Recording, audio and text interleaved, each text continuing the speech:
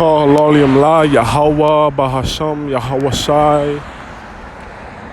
Call Lolium La Yahweh Bahasham Yahweh Shai Bahasham Rachak Wadash. Double honors to our apostles and elders of Great Millstone who were well in this ministry and taught us this mouth, which is the truth. Peace, love, and salutations to the hopeful elect men, the Akim, that preach this truth throughout the four corners of the globe, risking their lives and freedom to do so. Shalom, shalom.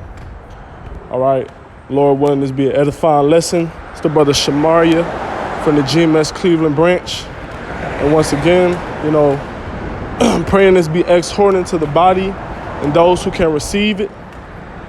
Okay, and Lord willing, I'm going to entitle this lesson, Be Temperate. All right, being temperate in all things. And well, eventually, soon I'm going to go in that word temperate. But basically, man, being moderate in all things, okay? Being soberly minded in this ministry daily and everything you do, man. All right? Because that's what's going to keep you balanced. That's what's going to make you a thorough brother in this truth. Is you being temperate, you being moderate in things. All right? That's what's going to keep you balanced.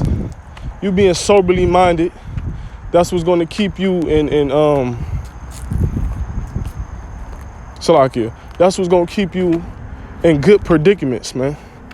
All right? You're not going to find yourself in too much trouble or diverse, difficult situations you can't get yourself out of. Without further ado, first I want to grab this online etymology for the word temperate. It says late 14th century of persons modest, all right, forbearing, self-restraint. And it says self-restraint, meaning you have self-control, all right? You're not just, giving yourselves wholly over to desirous temptations and things of that nature, but you have control within yourself, control within your flesh, control within your emotions, control within your thoughts. That's what it means to be self-restrained. It says not swayed by passion or climates or seasons, not liable to excess heat or cold, from Latin temperatus. It says restrained, regulated, limited. These are the main definitions that I really want to bring out. Moderate, sober, calm, and steady. All right? And to the best of our ability, this is the type of character that we're supposed to carry out on a day-to-day basis. All right? Practicing being more moderate. All right? Which is going to keep you balanced, not indulging in too much folly, and not over indulging too much in the spirit, not being over righteous and not being overly wicked, but being moderate, knowing what's good for the soul, man. Okay? It says sober. All right? Sober, which also would be the same thing as being moderate. To be soberly minded. Scripture talk about being soberly minded, not necessarily physically sober, all right? But you don't want to indulge in too much drink or any other, substance for that matter. But soberly minded meaning to have clarity, all right? Soberly minded meaning to be what? To be stable, all right? It says calm and steady. All right, so the scriptures do also talk about being patient. In order to be patient, you have to remain calm. We have to be calm. We can't be hasty. All right, in times of need, and you can't be hasty in times of excitement. You can't be what's the word I'm looking for? Damn, I always forget the name of the word that I always try to remember. Start with an I. Salaki, I don't want to prolong, but basically, man, being calm and steady. All right, just like water. Bruce Lee had a saying. He had to be like water. You know, water conforms to whatever environment it's put in. You know, he basically said, I don't want to butcher him, but he said, when you put water into the cup, it becomes the cup. When you put water into a vase, it becomes the vase or the vase. All right? So that's what water is calm and steady, which our body is I believe, 70% of water. All right, but to be calm-minded, to be steady, all right, is also to be modest as well. To be calm in all situations, you know. This is 1 Corinthians chapter 9, and I'm going to start at verse 24. It says, know ye not that they which run in a race run all, but one receiveth the prize. So run that ye may obtain.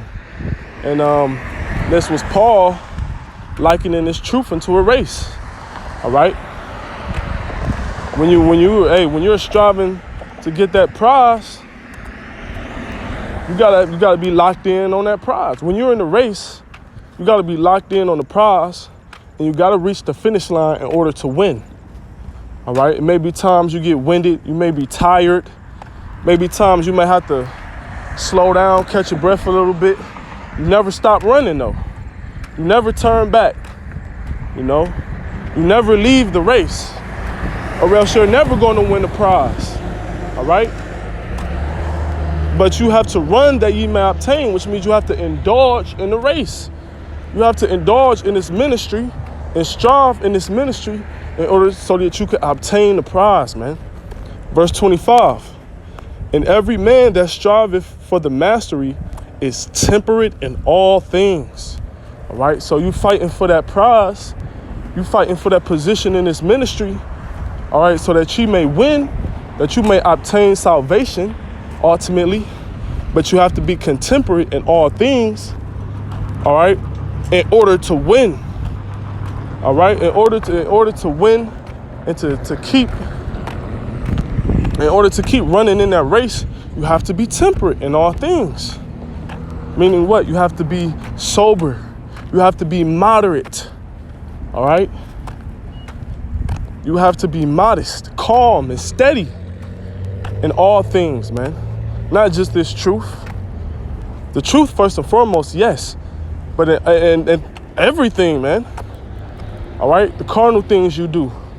As far as family goes, as far as work goes, whatever hobby that you're indulging in, things outside of the truth, man, you have to be contemporate. You have to be temperate in all things, man, to the best of our ability. Because, you know, we in this flesh, all right? But let me try to grab that blue letter just to get a little more clarification, you know, a little more edification.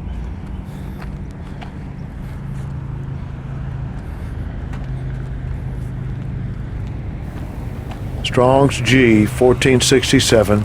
Ekratuamai. It says ekratuama. Ekratuama. All right, that's the Greek word for temperate. G 1467. Ekratuama. And it says to be self-controlled, content, right? So you have to be content in all things as well. And you have to have self-control in all things. All right. It says to exhibit self-government, conduct oneself temperately. So you have to conduct yourself temperately, man. You have to conduct yourself modestly. You know, you have to conduct yourself calmly.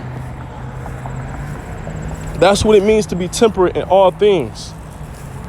You know, you can't be out here, you know, being over emotional because things is not going your way. You may get a blessing. All right, you may be too excited, or you so excited for the blessing, and now you just wilding out, doing all type of, doing all type of just wild acts, or just doing things without thinking, man. That's not being self-controlled. Whatever emotions or whatever spirits that be on you, whether it be a happy spirit, a sad spirit, or an angry spirit, you have to control it, man. And that's what it means to be self-controlled, to be temperate in all things. Not just the truth, first and foremost the truth, but in all things, man, even things outside of the truth. It says,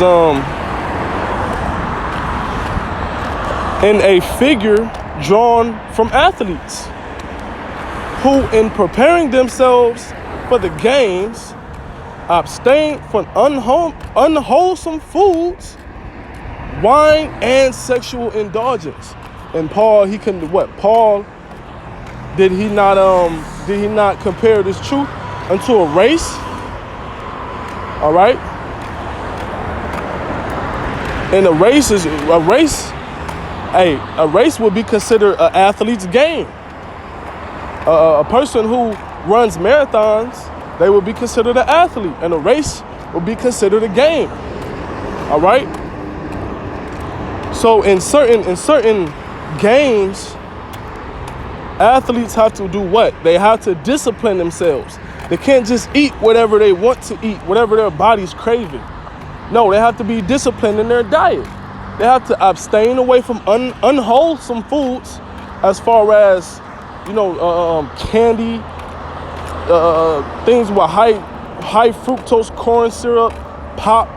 They can't, ice cream and goodies and snacks and, fatty foods and things of that nature. Certain carbohydrates. You can't eat certain carbohydrates, certain carbs. You can't be all drunken with wine. Your body has to be sober. And another thing is, you have to abstain from sexual indulgence. Sometimes you may have to do that in this truth, man. A lot of things pertain to this truth, all right? Which all of this is discipline. So to be temperate in all things means to be disciplined in all things. I'm gonna keep reading 1 Corinthians chapter 9, verse 25. And every man that striveth for the mastery is contemperate in all things. Now they do it to obtain a corruptible crown, but we an incorruptible crown. All right. So those carnal men, those athletes, you got your LeBron Jameses, your, Serena Williams, and what's that one Jake who be running track? Usain Bolt. All right. But guess what? They do it to obtain a corruptible crown. They do it for worldly gain. All right.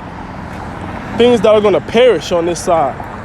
Man, we're running a spiritual race to obtain an incorruptible crown, right? To have a spot, not only just a spot, but a highly positioned spot, a high honored positioned spot in the kingdom of heaven, man. All right, we do it to obtain salvation, life, everlasting, to be joint heirs with Yahushua. That's why we're running in this spiritual race, okay?